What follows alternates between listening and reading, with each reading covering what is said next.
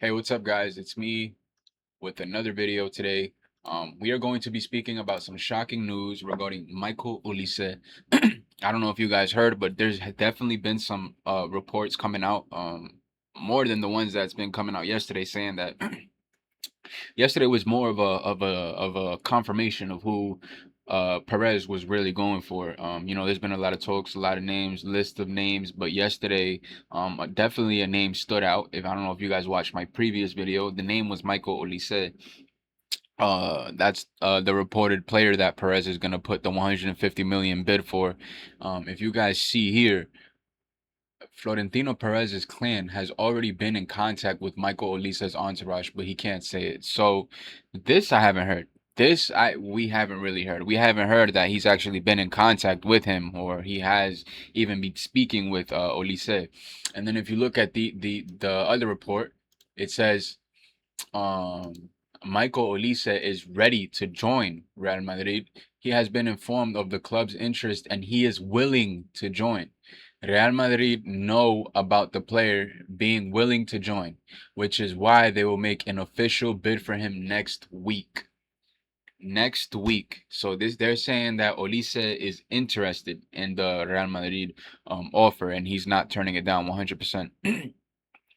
Now, before I show you guys this next report by the same guy, by the way, the same Ramon Alvarez report.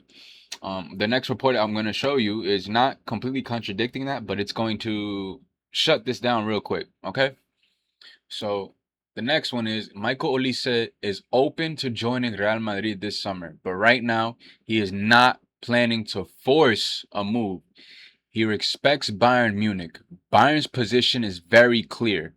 Olise is not for sale. So my thoughts, everything. We're gonna talk about all that. We're gonna talk about everything. These three tweets, everything.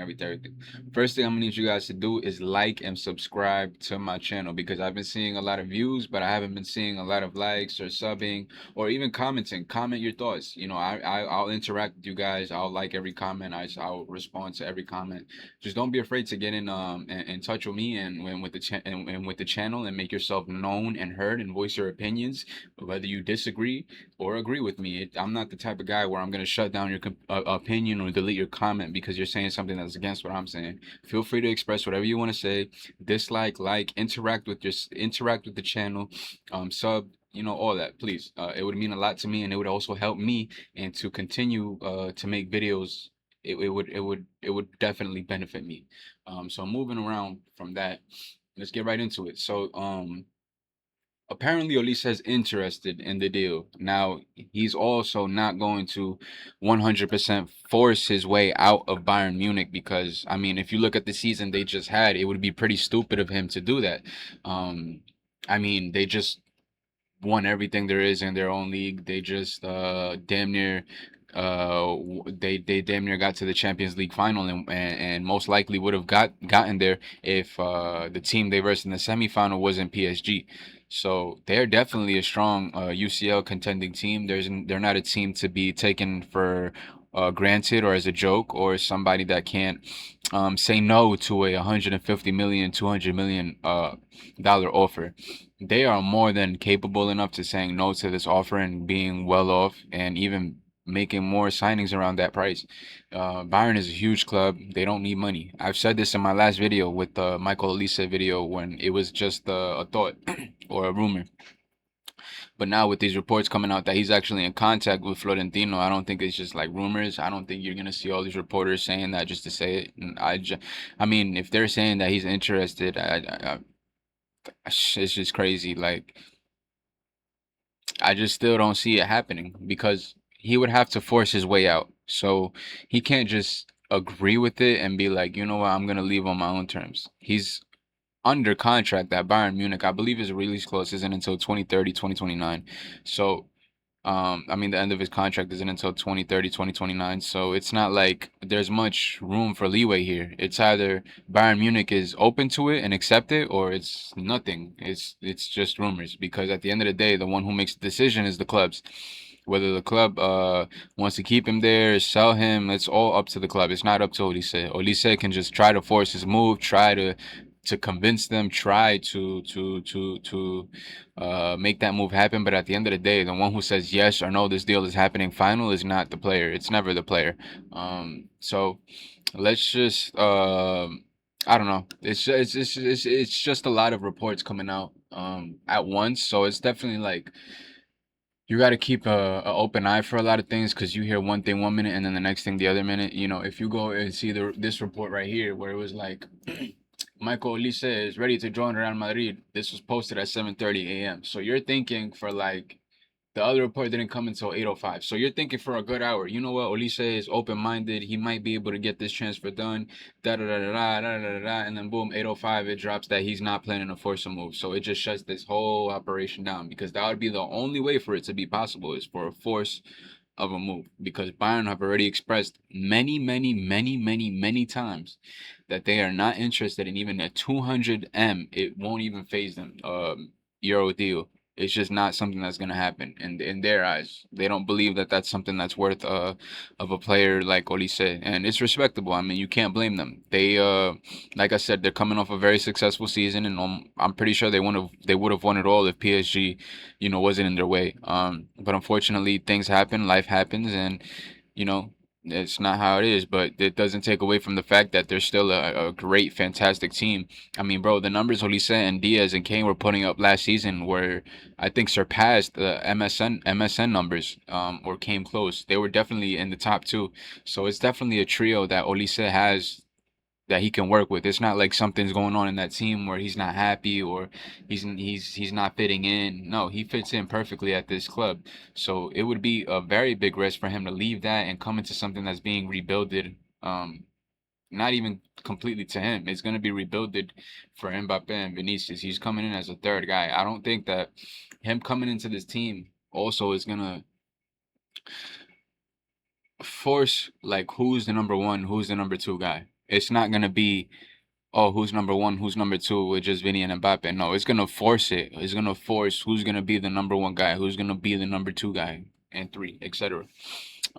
Because you can't have three guys as the number one guy, and that's also why I don't see it being a thing that happens. Because as I expressed in my last video as well, I was saying that I don't see Olise as a player like where he can fit in with Vinicius and Mbappe. There's look, I love Mbappe, right? I was a fan of him since 2018. I have pictures of me doing his poses in 2018. If you guys don't believe me, I'll make a whole video on that and I'll show proof of me doing his poses in 2018 and how I was a fan when he was in Monaco before anybody knew him. I was a fan of him.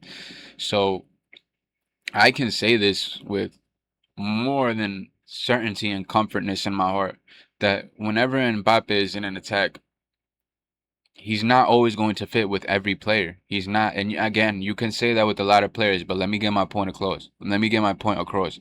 You can say that with a lot of players, but the thing with Mbappe is you can't.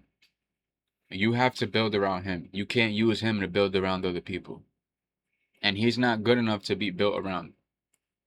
We've already seen it freaking 5 years already. PSG signing Messi, Neymar, this guy, the next guy, 200 million, 100 million, this guy, the next guy. For a team for Mbappe, constantly they just kept splashing money and always thinking that he's not the problem because he's scoring goals, that he's not the problem because the fans are, keep saying his name and he's the most sold jersey at the club. He can't be the problem because of these things. They're looking at they thought he wasn't the problem because of things that weren't football terms. So look, Mbappe is not gonna fit in any ordinary attack. Like you gotta build around the guy, unfortunately. And Vinicius, we already seen is not gonna work with Mbappe. So I don't imagine adding an Olise to this already messed up attack is gonna make it work or be something that's astronomically better. I just don't see it. Like I said, it's not something that it's sorry, my mic fell. But like I said, it's not something that's impossible. It's not something that can't be done. I just see it as something that's very unlikely. Like this, if Florentino's able to pull this off, man, I mean, all credit to him. But again, me, as somebody who watches this team every game, Constantly me. I don't think that this is a signing that we should be putting our 100% focus on. Not this one. Not this one. I feel like this money we can be used. It can be used to spread more around the squad to make a more balanced squad. You can get a Saliba with another left back like Corvardio. You can get a Saliba and the midfielder that Mourinho wanted from Denmark, Højlund, and you can get somebody else. You know what I'm saying? Like there's different options out there for you to do with that money than to just spend it all on one player. We've seen constantly for like the past recent years when spending a lot of money for one player isn't really the move anymore. It's not something that you want to build your team around constantly. Superstar signing, superstar signing, superstar signing, and then have a whole 11 of superstar signings.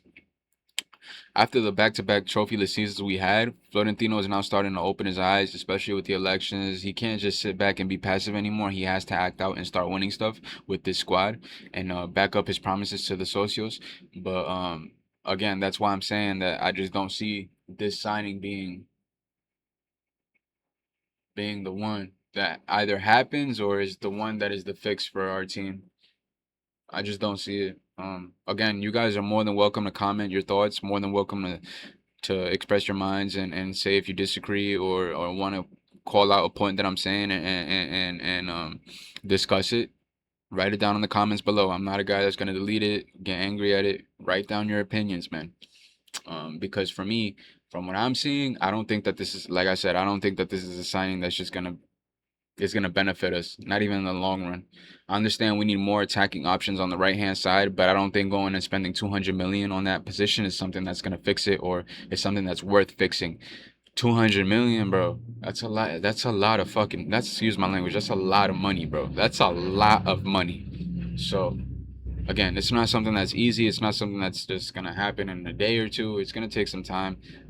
So the elections are tomorrow. Tomorrow's Sunday, I believe. So we're gonna definitely see and hear a lot more things and definite answers within the next few days. I believe he said Tuesday he's going to announce the 100% player it is gonna be, but we most likely know it's gonna be either Olise or somebody like a Kvaratskhelia, just somebody that's more of an attacker. And I just see him spending the money on that. I don't see him spending the money on somebody like Vitinha, John Neves. The reason, not because he doesn't want to or he's not interested. The reason being is because he can't. Um, I mean, he can't. PSG is not gonna be. Um, PSG is not gonna be open to even discussing or doing that. So why even waste time? You know. So like I said, it's not. That's why I said there's not many CR7 type signings you could do nowadays that would really be worth it for this team and the circumstances of this team. For this team and the circumstances of this team, it would be better to distribute the money in other positions. Again, that's just my take. Comment down your thoughts down below. I'm not going to be afraid to discuss it with you or hear opposite thoughts. I love having discussion. I love speaking about the sport. Please subscribe. Please comment. Please like the video. And I will be back very soon. I think I'm going to make another video after this, actually. I know I said I wasn't going to, but I'm going to do the whole simulator for the World Cup. So stay tuned because that video should be dropping next. And peace, much love. Stay safe. Love y'all. Thank you for watching and take it easy.